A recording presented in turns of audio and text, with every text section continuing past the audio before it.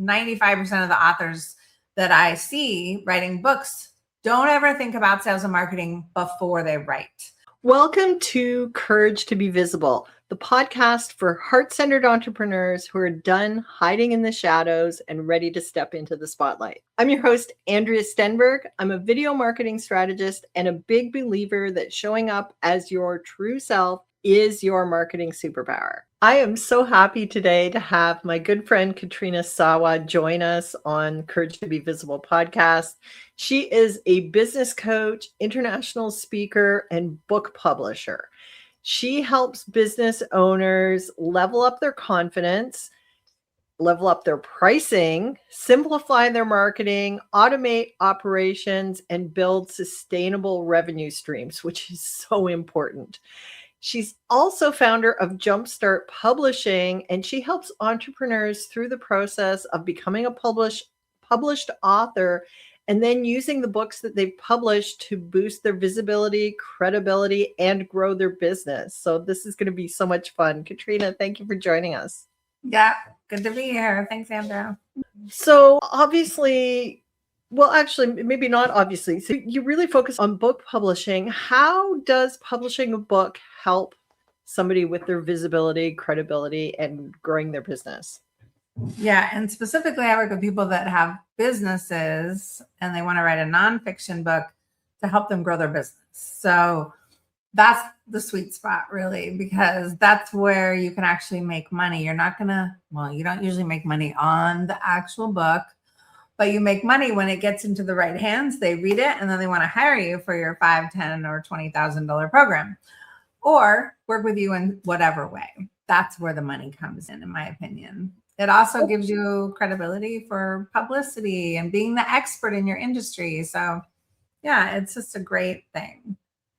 Okay. And I think that's a great point, because I think a lot of people think I'm going to write a book and the book is what's going to make me money. But you're saying, no, the book is the entree into getting people into your business. It's like a lead magnet, but you don't want to just do an ebook. You want a physical copy. Look behind me, right? Those are my two main books that I give out, I sell. I don't even honestly, I've got a whole bunch. I'm going to be doing a contest soon. So you want to get on my email list because I'm going to give some books away, right? Why? Because I can. And also because it builds my email list. It gets addresses and phone numbers from people. There's a lot of strategic little nitty gritty things that books can do to really build your business. Okay. So you said for business owners, is there a particular type of business that a book works best for, or is any kind of business? No, I mean, would you need one if you're a pool company? Probably not, right? Would you need one if you're a landscaping company or maybe a contractor? Honestly, there's a lot of, if I wrote the book about building the right home for you, then I might want to hire that contractor. I'm just saying, we can think logically for coaches, consultants, speakers, authors, that kind of thing. But financial planners need them. I have a client who's a financial planner. We did her book last year. It was about couples and money and all her strategy and frameworks around that and how to help couples.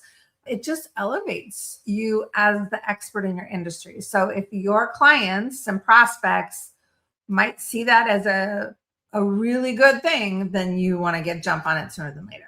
Okay. So that's that. Yeah, that makes a lot of sense. But I think we also know, there's a lot of people who will buy a book and they never actually read it. Do people need to go finish your book in order for it to become a valuable marketing tool for you? No, because if you think about it, I'll tell you a secret. I write books, but I don't read books. Okay. So I get books, all kinds of books, besides my clients. Of course, I have to read a lot of my clients' books because I want to make sure what they're doing is, not missing something. But even some of my clients, I don't read their full book. I just review it and stuff like that or I'll read the first couple chapters and I can tell they have a good writing style. So then I will let them loose, right? And some people need more help than others. So they need help with the structure and the writing, and that's different. But when you have a book, even if you never read any of my books, you saw me on Zoom though, I'm kind of cut off here, but I have all kinds of books behind me, right? it projects me. It's a positioning strategy. So it positions me as the expert, whether you read them or not, whether you read the books or not, you see them. So it's a visual, right? Now, if you have books and you're not showing them when you're on stage or in the Zoom room, or even when you go to networking events, you don't bring any, then that's not going to help you. So yeah, it can totally help you, even if they don't read the book, which is crazy, but yes. Okay. So I'm assuming that when you're working with an author who's going to write a book to help promote their business, people don't just write any old thing. Like, there must be a strategy behind the book beyond just having the book and having your face on the cover. Yes. So I have a framework or a program called the Profitable Author.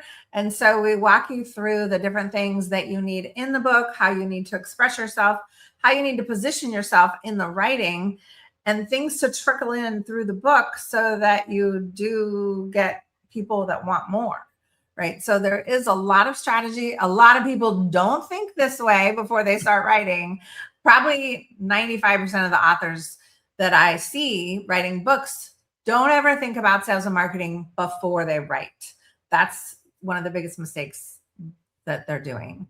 And if they could just have one or two calls with someone like me just before you start writing, just have the clarity on what else to put in the book and all the things, and a little bit about the vision about what you want to do with the book and how you want to launch it and publish it before you write or before you finish the book, I'm telling you, like, it'll make your results 500 times more powerful if you could just get a little bit. You don't even have to use me for the whole publishing, but I'm telling you that initial strategy and clarity and focus on what to do and how to really position yourself in the book is the key to everybody's book being a better.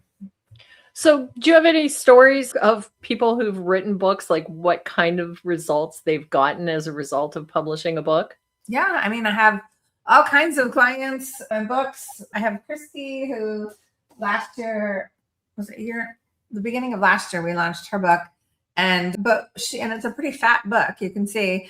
And what's fun, she's been a client of mine for a while, and she finally, she wrote a couple chapters in a couple other books already in compilation books, but it was time to write her own full book around the program that she does, the Fulfilled and Limitless framework and program. But she started writing, and she was writing so much stuff. And she had exercises and graphs and charts and this and goal setting things and all kinds of like workbook stuff that you would in the book. And I looked at the manuscript and I was like, wow, like, there's too much stuff in here. Let's break it out into a readable book with some of the little bit of the exercise, but make people want to go get the workshop and the workbook and do the workshop with you, or the retreat with you where she covers the work. So we've worked it into her model now to where the book is the first step, but then we want to elevate people into the workbook in some way, either a virtual workshop or an in-person retreat. And she's getting on so many more stages now because the book, I mean, I've seen her all over social. She's got a really great social media VA who is just knocking the socks off what she's doing on social. And it's so fun to watch because I know she's 10 times more successful. She runs a women's group in the St. Louis, Minnesota area, and it's just booming. So yeah, that's one example, and I've got many more. Okay. So I like what you said about like she's getting on more stages. So I've heard this before, that a book helps you get on more stages. Tell me more about that. Yeah, well, I mean, I book speakers. I'm a speaker, so I speak all over, and a lot of times I'm speaking on topics that are inside my books. And so when you have a book, usually you have a signature talk around that same topic. And so it just goes hand in hand. Whether you want to get paid to speak in a corporate or a training environment, that's fine. It's good to have a book because then you could be chosen over any of the other candidates that are applying. If you want to speak for free to generate leads or sales, the same thing goes. The bookers that book speakers want someone who has the most credibility, most experience, looks like the expert. I mean, your website needs to show it. Your book, your persona, your whole brand message, it all needs to go hand in hand with the book and the topic, and it makes you stand out as the leading edge in your industry. So that kind of goes in hand with what you said earlier about like you have to sort of plan before you start writing your book what you want to do. And so this is where you've got all the pieces kind of working together, the Yes. website, your social media, your book, your talk, your whatever your program is, all working I together. looked at all of that. Yeah. Yeah, it Because I doesn't was do a you any business- good if they're all over the place. No, and I was a business coach first, so then a book publisher. And the only reason I got into book publishing is because I didn't want to pay the big fees that other people were paying or that they were charging to actually publish my books. And I kept publishing more books. So I was like, well, I just need to do this myself. So I actually paid my publisher friends. I didn't just go figure it out because there's too many things to learn. I paid my publisher friends to tell me what I need to do this on my own and then do it for others. I I didn't pick their brain. I paid them to tell me, and they were glad to because there's more business than all of us can handle. So I started in that realm. So I knew the sales and marketing of running a business and all the aspects behind that. And then how this book now fits into your, revenue generating model is so key. And if you go to other publishers, they don't always have that sales and marketing background. So Yeah, they're just focusing on the book where it sounds like you're focusing on like the whole business. yeah. And a lot of times I get people who want to write fiction books or children's books or a memoir. And I'm always finding out, okay, how does that interact with what you're doing in your business? If it doesn't, it's fine. But then it's a standalone business over here. A book, when you have a book, you have a business. So if your book doesn't go with your business, then it needs its own business model over here that you have to, manage and promote. Yeah, too many people think they're just going to sell a bunch of books on Amazon or whatever site you put it on. And unless you're super popular or have a lot of followers, like hundreds of thousands, then it probably won't, do that.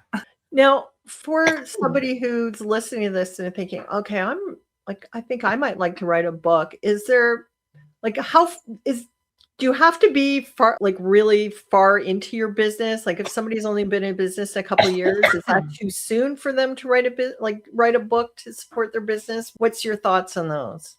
Well, the business coach comes out in me and says, as long as you have income coming in and you're not like stressed for cash flow, then yeah, you can spend time writing a book. But there's also ways to speed up the process of writing a book. Currently, I'm writing a book about using AI to write a book. And so I'm doing it and showing and going to launch that book. It's not going to be all AI, but I'm using it it's not just AI's writing it. I've fed it all my information. And so it's writing in my voice what I would normally write. It's just speeding up the process. Okay. Because I'm really trained my AI to do this. So you can do it faster than the old days, first of all, than you used to be able to, if you're open to a little bit of coaching around how to do that. If not, some people take 3 to 10 years to write their book, and that doesn't help you if it takes that long to get it out. But no, if you're strapped for cash, please go get clients, make money, and then come back to the book thing later, or be in a compilation book where there's multiple authors and just write a chapter real quick and let somebody else do all the work, right? And I do compilation books like that all the time because it is good to get at least something out. Okay, so yeah, I've heard about compilation books for a while, and I've wondered, do they convey the kind of authority and credibility that your own book does? Oh yeah, 100%. And I mean, I started with compilation books myself when I started becoming an author because I was too busy building my business and getting clients. I didn't have time to go write a book. And this was back in 2006 where we barely had the internet, much less AI. Okay, so I had to do it all myself. And the publisher that I had hired when I finally did do the first version of Love Yourself Successful did zero coaching. Like I can't even imagine helping someone publish a book and do zero coaching. And it was $6,000 for zero coaching. And, just putting it up on Amazon and the different places. And it was, at the time, it's what I needed. But the compilation books, the first one I did was with a really well-known mentor that I had. And I got on TV with that book just by myself in my local market. So, I mean, I had my first television interview with a compilation book that I was just a co-author in. And I was using that for years with credibility. with the recording. Wow, that's impressive, because I kind of was always a little bit skeptical about the compilation books if they did convey that kind of credibility. Well, you have to know how to work them. You have to know how to position yourself, and you have to write the right chapters too. Like, they can also get you business if you write the right chapter. Hey, my chapter in the book XYZ is about this topic, and that's what I'm speaking to you on. So you want to pick up my book because it details all the things that I just shared on this, So yeah, you can tie it in if you do. And it can also be your story. A lot of people have a traumatic story or an overcoming story. And when they share that, you don't always, as a speaker or entrepreneur, get to share that whole story with someone in a conversation. But if you shared a little bit and said, oh, I have it in my book here, why don't you take a look and go read it? And then they share and they hear your whole story, they're more intrigued. They're more like, trust, connect with, usually. And then there's a bigger connection there. So 100%, like, so many people hide their compilation books and behind, oh, I have 3 compilations I was in, but they're so old and da, da, da. I mean, if they're still relevant, you should totally put them front and center. Okay, so how do you put them front and center? Well, in your Zoom room, for one, especially if you're on Zoom a lot all day long, or if you're speaking or on summits or things like that, you put them on your website. You sell them on your website. Don't just send people to Amazon, please, because then it's Amazon's customer, not yours. So if you're promoting it on social media, you can put it in your banners and your cover images. You can market your book every couple weeks or every 3 weeks, put a promotion out there about, hey, buy my book, and it's about this story and whatever. So it gives you something to market. It presents you as an expert on your website and social. You can go look for publicity in your local market as well. You can get on stages. You can do a workshop about your event. You can do all kinds of things. It's crazy. So it's basically, once you've got that book, you just flog the heck out of it. You do have to know how to market. But a lot of people write books and don't know how to market, and then they wonder why the books aren't selling. Well, you have to learn marketing and sales, and for the thing that you're offering. You sell video coaching and video programs and training people on videos. So if you just had it on your website and just sat there and waited for people to buy, you'd be pretty broke, right? So just like people who put their book up on Amazon and then go back to work in their corporate job or whatever and don't even pay it any attention, they're not going to sell. I mean, a couple here and there, maybe, unless it's some huge controversial. I had a client who was talking about immigration law. Okay, like last year we had, and that book launched. And so that's a hot topic. Maybe it'll be found more and read more and bought more, of course. But like the normal average memoir, and yeah. So we've talked about the importance of planning the marketing around the book before you even write the book. We've talked about some of the different ways to market the book. Is there another common mistake that you see business owners make with their books? Yeah. I mean, there's a lot, but they don't get help putting it on correctly onto Amazon or getting a cover. You don't want to get a cover designed by AI just yet. Okay, so some people are out there creating covers with AI, like front, back, spine, and I don't know. I just don't think it's there yet. Trust me, I'm using a lot of AI, but not for that, not for the visual just yet. And doing it on Canva, if you're not a graphic designer, you should not be doing your own book cover, because it will probably look like you did your own book cover, and then it won't bring the kind of credibility and expert status that you're looking to have.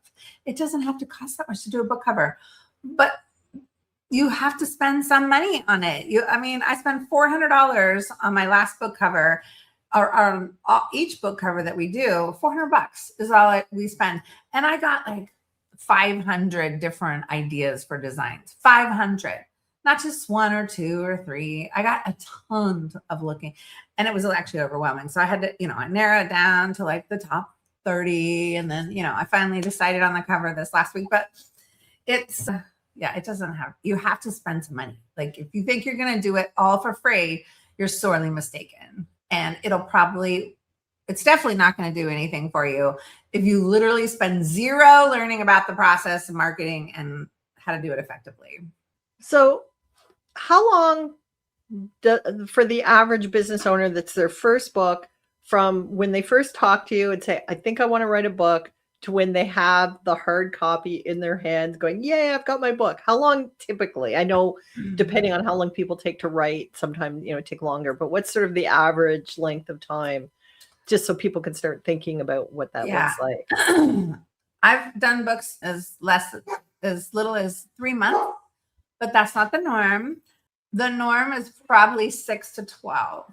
So 9 months being the sweet spot there of getting it. It takes a while to get the book to print, even though it's done and it's on Amazon, because you got to get the proof. And then sometimes there's mistakes and you got to fix the mistakes and you got to get another proof. Then you can actually get the actual books in your hand. And that takes sometimes a month for shipping. Yeah. And you can do it through a local printer too. You might get it cheaper. I do all my print on demand on Amazon. It's just 100 times easier than dealing with a whole bunch of other people. And then you don't have to have, thousands of books in your garage. Right. Because you go to a regular printer, then the more books you buy, the cheaper it is. And they just usually can't compete with the pricing of Amazon. It's ridiculous. Yeah. It makes sense. But so if an average is 9 months, that also then goes into what you were saying about, if you need money now, you need to get clients before you start on your book, because if you have to wait 9 months, you're going to be pretty thin if you're not making any money. Well, it's not 24/7. You're not like working on the book for 40 hours a week. I mean, you can still run your business and do a lot of things as you're writing, if you have a discipline to set time aside and things like that to move the project forward. And or if you have someone like me who pokes at you and sets you deadlines and checks in on you and holds you accountable. So that's helpful too for a lot of people who need that. Yeah. And you can still get speaking gigs with your forthcoming book. Okay. The book doesn't have to be out. You can still get speaking gigs.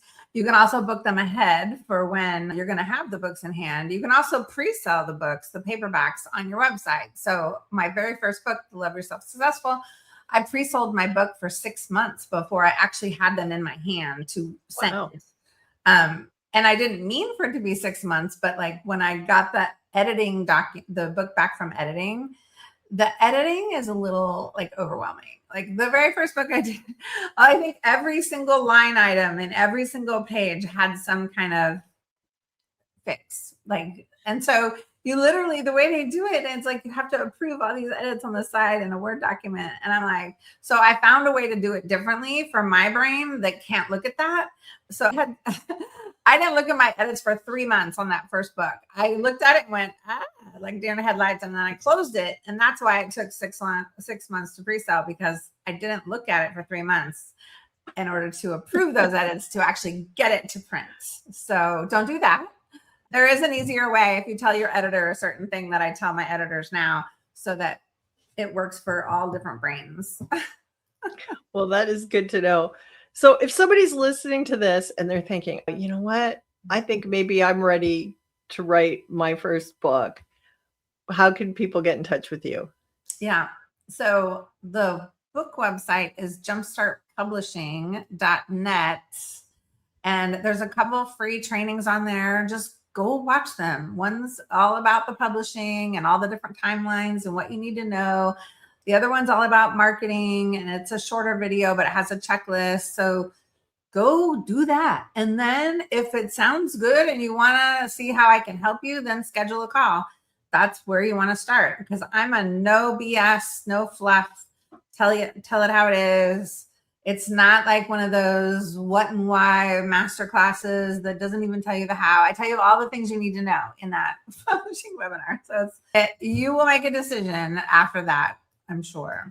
All right. Well, I will definitely have the link to this in the show notes. And I can tell you, like, I've known Katrina for a while, and she definitely is no BS. So if that's what you're looking for, you want some honest feedback and advice on what you need to do, go click the link to her website and check those out, because definitely it's something worth looking into. Katrina, thank you so much for this. This has been really fabulous. Oh, you're welcome. Thank you for having me. Thanks for listening to Courage to be Visible. I hope today's conversation sparked ideas for your own visibility. If it helped, please share this episode with a friend. follow the show, and leave a quick rating or review on Apple Podcasts or Spotify. It really helps.